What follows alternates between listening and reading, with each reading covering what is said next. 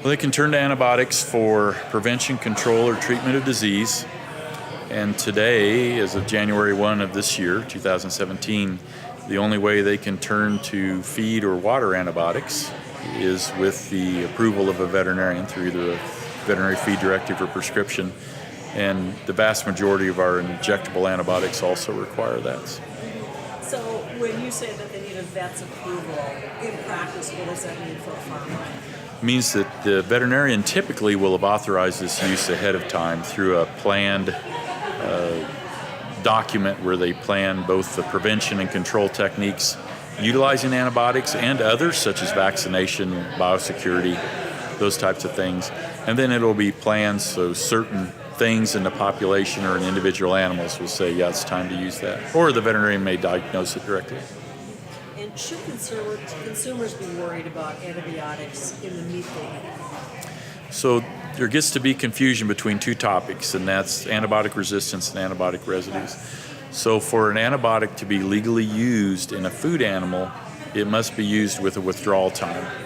And at that withdrawal time, there's been research done that there will be no violative residues in that meat.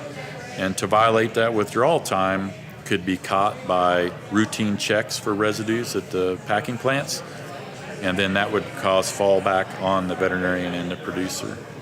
So that's the issues of the actual tolerance for residues. Antibiotic resistance is a whole nother body of research looking at the potential to alter bacterial populations, and we know some things and not so much about others. Has antibiotic use declined since FDA regs were implemented? We don't know.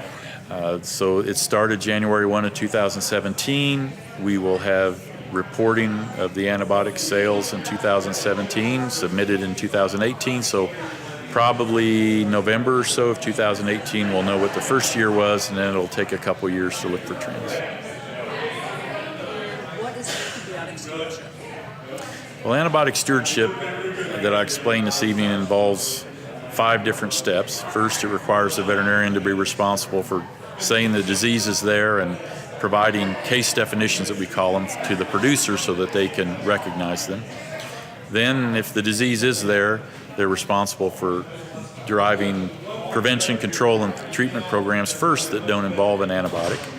If an antibiotic is needed, they need to pick one that's been shown to be useful, effective, and safe, monitor that it's being used in that manner, and then constantly evaluate whether the disease that required it is still there. And if it's not there anymore, we quit. And if it is, we start the cycle again of looking for other ways than antibiotics to control or prevent it.